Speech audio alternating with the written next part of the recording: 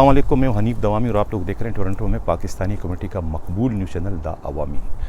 नाजरीन, पुलिस के आला अफसरों के दरमियान बाज़ औक़ात मामूली बातों पर शुरू होने वाले झगड़े इतने बढ़ जाते हैं कि बढ़ते बढ़ते वो हिमालय के पहाड़ों तक पहुंच जाते हैं। आज मैं एक इसी तरह के एक झगड़े का वाक़या जो है अपने व्यूवर से शेयर करना चाहता हूँ।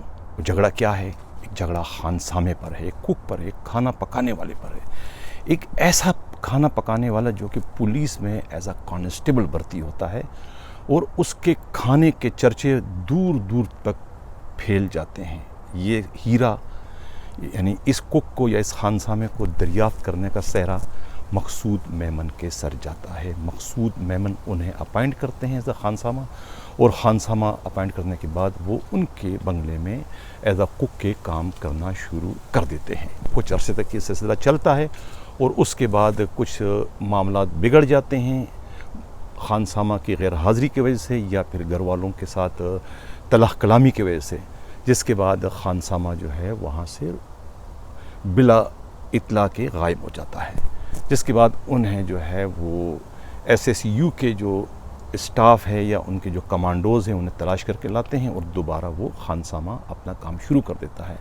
लेकिन कुछ अर्सा चलने के बाद वो दोबारा से पुरअसरार तौर पर लापता हो जाता है। जिसके बाद जो है बिल आखिर जो है तलाश में नाकामी के बाद उन्हें मुलाजमत से बरतरफ कर दिया जाता है। जब उन्हें अपनी बरतरफी का इल्म होता है या बरतरफी का जब पता चल जाता है तो वो अपील के लिए जो है उस वक्त के जो CCP होते हैं, मुश्ताक महर जो इस वक्त के IG हैं, उनके सामने वो पेश होते हैं और रोते हुए अपनी फरियाद बयान करते हैं।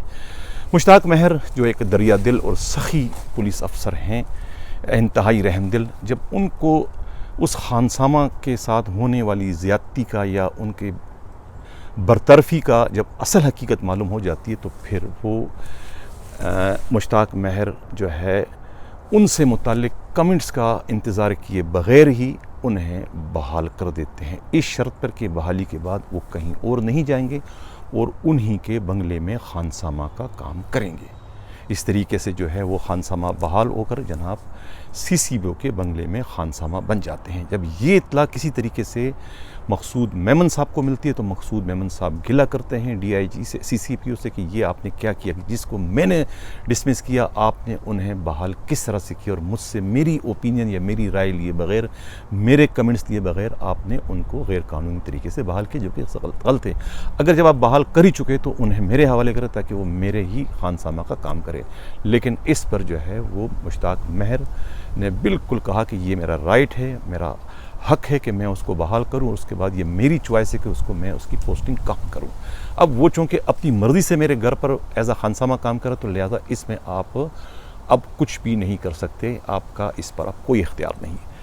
ये है वो पहला तनाज़ा जिसके बाद से ये तनाज़ा आगे बढ़ता चला जा रहा है और इस वक्त जो है पुलिस ही के बाखबर ज़रा का कहना है कि दोनों अफसरों के दरमियान जो है वो अंदरून खाना जो है एक तरीके से चपकलिश या सर जंग चल रही है, ऐसा कहना है पुलिस के बाखबर ज़राए का। अब प्रोग्राम के अगले हिस्से की जानिब जानते हैं। जनाब एक लेडी SP हैं वेस्ट की, शैला कुरैशी, उनके साथ एक सब इंस्पेक्टर आबिद और एक ASI ट्रेनी ASI इबरार दोनों स्टाफ केस से काम करते हैं। अभी 3 रोज़ पहले या 4 रोज़ पहले जो है वो कोई एक मीटिंग के दौरान जो है DIG वेस्ट ने बाखबर ज़राए के मुताबिक एक ऐसे अफसर का जो मीटिंग में मौजूद थे, उनका कहना है कि तलख कलामी और उन पर ये इल्ज़ाम लगा कि ये जो आपके साथ एक सब इंस्पेक्टर आबिद और ASI इब्रार है, ये इनकी रिपोर्टेशन अच्छी नहीं और ये एक तरह से बीटर का काम कर रहे हैं, जिस पर जो है वो अच्छी खासी तू में हुई और शैला कुरैशी ने कहा कि ये इल्ज़ामात गलत हैं, वो दोनों अच्छे बच्चे हैं और मेरे साथ एज अ स्टाफ के काम करते हैं। बहरहाल तलख कलामी काफ़ी बढ़ गई और मीटिंग इसी पर बर्खास्त हो गई। अब मालूम हुआ है कि DIG वेस्ट ने उन दोनों का जो है ट्रांसफ़र जो है वेस्ट से सेंट्रल डिस्ट्रिक्ट में हेडक्वार्टर में कर दिया है। अब मालूम ये हुआ कि शैला कुरैशी जो है इस सिलसिले में जो है अपने साथ या अपने स्टाफ के साथ होने वाली इस ज़्यादती के बारे में जो है वो IG मुश्ताक महर से शिकायत करने का इरादा रखते। लेकिन इस सिलसिले में जब हमारे नुमाइंदे हमराज राही ने शैला कुरैशी से रब्ता करने की कोशिश की तो उनसे रब्ता नहीं हो सका। लेकिन उनके पीए का कहना है कि ऐसा कोई, मैंने पीए ने ऐसा वाक़े से इनकार तो नहीं किया, लेकिन उन्होंने इस मामले की तस्दीक भी नहीं की। अब इससे कबल के मैं प्रोग्राम के अगले हिस्से की जानिब बढ़ूँ जो इंतहाई अहम है। अब जिन लोगों ने अभी तक मेरे इस प्रोग्राम को, इस चैनल को सब्सक्राइब नहीं किया, उनसे मोदबाना गुजारिश है कि आप इस प्रोग्राम को, इस चैनल को सब्सक्राइब भी करें, लाइक भी करें और शेयर भी करें और अपने कमेंट से मुझे ज़रूर आगाह करें।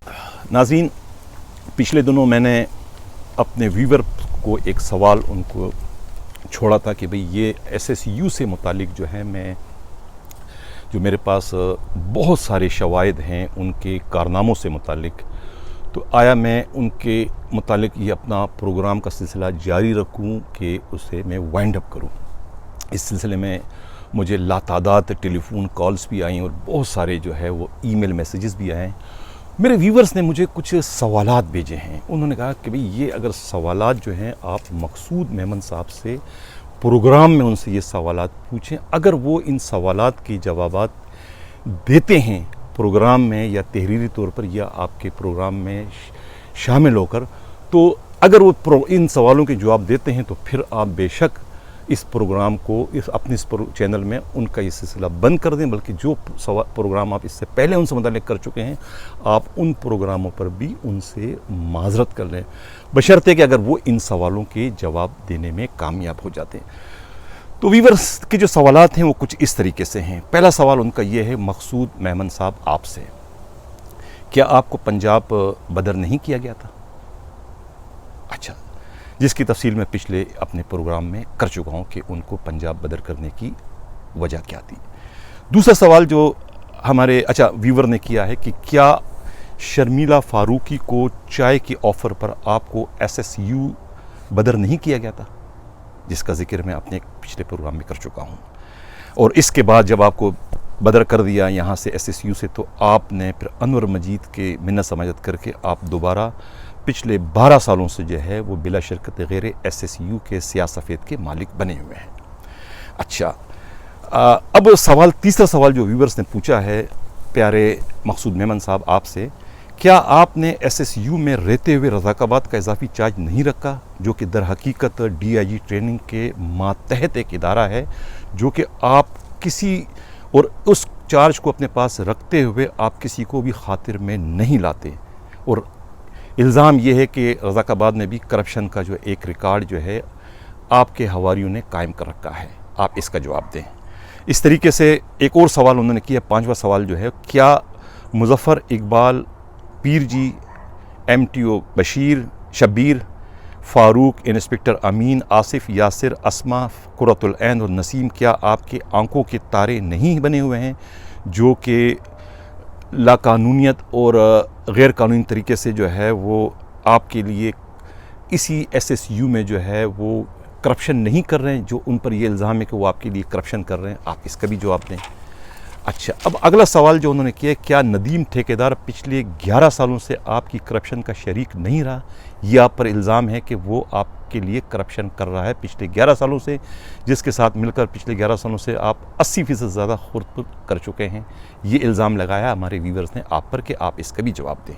इस तरीके से क्या आपने ब्लू आइस लोगों यानी दोस्तों को और मुख्तलिफ सियासतदानों को सरकारी गाड़ियाँ बमा नो लिमिट फ्यूल कार्ड से बेदरेख नहीं बांटी अपनी ये मोबाइलें और पुलिस गनमैन? क्या आठवां सवाल है, क्या राजा मेमन जो आपका भतीजा है और एक प्राइवेट बंदा है, अच्छा इसके बावजूद कि वो प्राइवेट बंदा है वो सरकारी दफ्तर, सरकारी वीगो गाड़ियाँ और SSU के स्याह सफ़ेद का मालिक नहीं बना हुआ है? मकसूद मेमन साहब, ये सारे सवालात जो है हमारे व्यूवर जो है वो आपसे इस प्रोग्राम के तवस्सुत से, इस प्लेटफार्म से पूछ रहे हैं और वो चाहते हैं कि आपको हम इस प्रोग्राम में वेलकम करेंगे अगर आप आएँ और इन सवालों के जवाब दें। अगर आप इन सवालों के जवाब दे देते हैं तो फिर मैं आपको ये यकीन दिलाता हूँ, तमाम देखने वालों को गवाह बना कर के मैं न सिर्फ आपके ख़िलाफ़, आपसे मुताल्लिक़ कोई प्रोग्राम नहीं करूंगा, बल्कि जो मैं माजी में जितने भी प्रोग्राम में कर चुका हूं उसके लिए मैं हाथ जोड़ते हुए आपसे माफ़ी मांगूंगा कि मैंने सब गलत बयानी से काम लिया था, और आप जो चाहें करें, मैं आइंदा आपके खिलाफ कोई प्रोग्राम नहीं करूँगा, लेकिन बशर्ते कि आप इन सवालों के जवाब दें। अगला सवाल ये कि क्या आपके इल्म में नहीं कि आपके ख़ास कारिंदे नसीम, फ़ारूक, शब्बीर, मुज़फ़्फ़र इकबाल उर्फ पीर जी, अमीन और यासिर ने पिछले 11 सालों से बज़रिया गबन करोड़ों रुपए की प्रॉपर्टी बनाए हैं, यानी वो करोड़ों रुपए की प्रॉपर्टी के मालिक है। क्या आपके इल्म में ये बात बिल्कुल भी नहीं है? 10वां सवाल ये है कि क्या आप अपनी PR बनाने के लिए मुख्तलिफ सरकारी और प्राइवेट दोस्तों को SSU के फायरिंग रेंज पर सरकारी असला और अम्यूनेशन बर्बाद उन पर नहीं करते? ये आप पर इल्ज़ाम है। 11वां सवाल ये कि क्या आपके कारिंदे जाली टेंडर के ज़रिए मखसूस ठेकेदारों को पिछले 11 सालों से बिल्डिंग रिपेयर, व्हीकल रिपेयर और मेडिसिन की ख़रीदारी और यूनिफॉर्म परचेज़ और फर्नीचर परचेज़ के ठेके नहीं दिलवा रहे हैं? आप इसका भी जवाब दें। अच्छा, अगला सवाल जिससे आपकी और आपके सहूलतकारों की जायदादें बढ़ रही हैं। अच्छा, 12वां सवाल ये है कि क्या आपने अमीर शेख जिस वक्त एडिशनल IG ऑपरेशन थे और ये SSU उनके अंडर में थी, क्या आपने अपना असर और रसूख इस्तेमाल करके IG कलीम इमाम के तवस्सुत से अपनी जो SSU है उनके अंडर से निकाल कर क्या आपने CCPO कराची ग़ुलाम नबी मेमन के अंडर में नहीं करवाया था, जिससे आपके अच्छे मरासिम हैं? आप इसका भी जवाब दें। इस तरह के 13वां सवाल ये है कि क्या आपने SSU में अपने ख़ास कारिंदों के लातादाद रिश्तेदारों को नौकरियां नहीं दी? अब 14वां सवाल यह कि क्या SSU के फ़ंड जो पिछले 10 सालों से, जो कि पुलिस के किसी भी और दूसरे शोबों से 10 गुना ज़्यादा हैं, क्या इन फ़ंड को लेने के लिए जो समरी आप भिजवाते रहे हैं सिंध हुकूमत को, क्या उस समरी के सिलसिले में आपने अपने IG को बाईपास नहीं किया? आप इसका भी जवाब दें। 15वां सवाल ये कि क्या आप अपनी जो मैस कटिंग की मद में जो करोड़ों रुपए भत्ता लेने का जो इल्ज़ाम लगाया जाता है मुख्तलिफ हलकों की जानिब से, क्या इसके एवज़ महज 30 से 35 लाख रुपए का गैर मेयारी खाना देकर बाकी रकम आप पर खुद बर करने का ये इल्ज़ाम नहीं है? आप इसका भी जवाब दें। मकसूद मेमन साहब, सवालात बहुत सारे हैं और ये सारे हमारे व्यूवर्स के, मेरे सवालात नहीं हैं, ये व्यूवर्स ने रब्ता किया है। व्यूवर्स का कहना है कि आप ये सवालात जो है मकसूद मेमन साहब की खिदमत में अरसाल करें और उनसे इनके जवाबात दें। अगर वो इनके जवाबात देने के काबिल हैं या जवाबात दे सकते हैं तो फिर आप आइंदा उनके ख़िलाफ़ कोई प्रोग्राम ना करें, ना ही हमारी जानिब से आप पर कोई दबाव पड़ेगा। सवाल 16वां ये कि क्या आपने खिलाफ ज़ाब्ता 14 PSO नहीं रखें, जबकि DIG जो है कोई एक भी PSO रखने का इंटाइटल नहीं है कानूनी तौर पर। अगला सवाल ये है कि 17वां कि क्या SSU में तैनात DSP हजरात जो कि गज़ेटेड होते हैं, यानी गज़ेटेड अफसरान होते हैं, क्या उन्हें आपने एक कमरे में कैद नहीं किया है? और एक फ़ारूक जैसे आपका जो एक क्लर्क है उनको आपने अपने एक पुरतईश लग्जरी ऑफिस उनको आपने दे रखा है, क्या ये ज़्यादती नहीं है? इस तरीके से 18वां सवाल है कि क्या आपने जो 15 मददगार की गाड़ियों के फ्यूल फराम ना करने के बावजूद आप पर इल्ज़ाम है कि आप उनका मुकम्मल फ्यूल वसूल करते रहते हैं? 19वां सवाल ये कि क्या SSU कमांडोज़ को सिंध से बाहर PPP के जलसे जुलूस और मुख्तलिफ सियासी सरगर्मियों में भेजना क्या गैर कानूनी नहीं है और आप ऐसा नहीं करते? 20वां सवाल है कि क्या मैं आपको चैलेंज करता हूँ, आज आप मनादी करा दें कि कौन कौन SSU से जाना चाहता है। आप देखेंगे, आप सिर्फ एक ऐलान कर दें कि कौन कौन SSU से जाना चाहता है, आपको पता चलेगा कि आपसे आपके मातहत कितने खुश हैं और कितने नाखुश हैं। आप आज एक ऐलान कर दें कि कौन कौन रज़ाकाराना तौर पे SSU से जाना चाहता है, आप देखेंगे कि आप और आपके ये 30-35 हवारियों के अलावा आपको SSU में और कोई नज़र नहीं आएगा। लोग इतने उकता चुके हैं।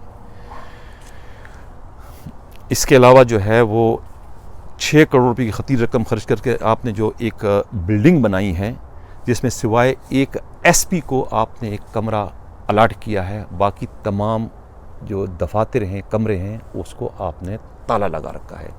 जबकि इसके अलावा इसके बाद जो है जो DSP हैं, जो गेट 17 के अफसरान हैं, जो गज़ेटेड हैं, उन सब को आपने एक कमरे में बॉयलर मुर्गी की तरह से कैद कर रखा है। क्या ये इखलाकी तौर पर, कानूनी तौर पर क्या ये दुरुस्त है? क्या आप इसका जवाब देना पसंद करेंगे? ये सवालात है मकसूद मेमन साहब जो हमारे व्यूवर्स ने, हमारे देखने वालों ने मुझे भिजवाए हैं और उनका कहना है कि मैं ये सवालात अपने इस प्रोग्राम के ज़रिए आपसे करूं। ये मेरे सवालात हैं। अगर आप, मुझे यकीन है कि ये सवालात इतने मुश्किल नहीं हैं और आप इन सवालों के बआसानी जवाब दे देंगे। अगर आप जवाब दे देते हैं मेरे चैनल पर आकर, या मुझे टेलीफोन करके, या आप अपने किसी PSO के ज़रिए मुझे ईमेल करके भिजवा देते हैं इन सवालों के जवाब, तो मैं इसी तरीके से वक्त टाइम देकर उसको नशर करूँगा अपने इस चैनल पर। और मैं आपको ये वादा करता हूँ इन अपने व्यूअर्स को गवाह बनाकर और ख़ुदा को गवाह बनाकर कि मैं आइंदा आपके ख़िलाफ़ कोई एक भी प्रोग्राम नहीं करूँगा, चाहे कितना ही संगीन इल्ज़ाम क्यों ना हो। मैं कोई प्रोग्राम आपसे मुतालिक नहीं करूँगा। लेकिन अगर आप मुझे और मेरे व्यूअर्स को इन सवालों के जवाबात देकर अगर आप मुतमईन करने में कामयाब हो जाते हैं तो खुदा गवाह है कि मैं आइंदा कोई प्रोग्राम नहीं करूँगा। एक बात मैं और आपसे करूँ कि ये अभी नवंबर का महीना चल रहा है और उसके बाद दिसंबर है, और आपको मालूम है कि वफाक की रोटेशन पॉलिसी तैयार है और आपको इसका इल्म भी, और आप इस सिलसिले में पहले से इस्लामाबाद जाकर आपने अपने लिए रिहाइश का बंदोबस्त भी कर रखा है। आप अंदाज़ा लगाएं कि जब आप इस रोटेशन पॉलिसी के तहत यहाँ से ट्रांसफ़र हो जाएंगे तो फिर आपके इन हवारियों का क्या बनेगा, कितने मुकदमात और कितनी इंक्वायरियों को ये फेस करेंगे, ये ख़ुद भी नहीं जानते। लेकिन आपको इसका इल्म है कि एक बहुत बड़ा पेंडोरा बॉक्स जो है वो आपके चार छोड़ते ही खुल जाएगा। बहुत से लोग, आपको पता है कि सिंध पुलिस में कितने लोग आपके हमनवा हैं और कितने लोग आपसे इख्तिलाफ़ रखते हैं, आप अच्छी तरीके से जानते हैं। आपको मालूम है कि मेरे इस प्रोग्राम को देखने वाले में जो जिन व्यूअर्स ने मुझे सवालात किए हैं, उन व्यूअर्स में जो है पुलिस वालों की तादाद ज़्यादा है। और मैं आपको ये भी बताऊं कि ये जो मेरा प्रोग्राम है, एक कांस्टेबल से लेकर जो है ग्रेड 21 बल्कि ग्रेड 22 तक के जो अफसरान जो है ना, वो भी इस प्रोग्राम को, मेरे इस चैनल को टिकटिकी बांध कर देखते हैं और उस पर अपने अपने तबसरे करते हैं कि ये जो ख़बर है ये कितनी सही है और कितनी गलत है, और ये ख़बर का सोर्स क्या है और ये ख़बर कहाँ से आया। अब आप अंदाज़ा ये लगा सकते हैं कि ये जो सवालात मैंने पूछे हैं आपसे, जो सवालात व्यूअर्स के ज़रिए मुझ तक आए हैं, तो आप ये भी सोच सकते हैं, समझ सकते हैं कि ये सवालात कहाँ से आए हैं, ये सवालात आपसे कौन पूछ रहा है। मुमकिन है कि ये वही लोग पूछ रहे हों जिन्होंने आगे जाके यही सवालात जो है आपके हवारियों से किसी और लहजे में और किसी और फोरम पर पूछना उनको पड़े।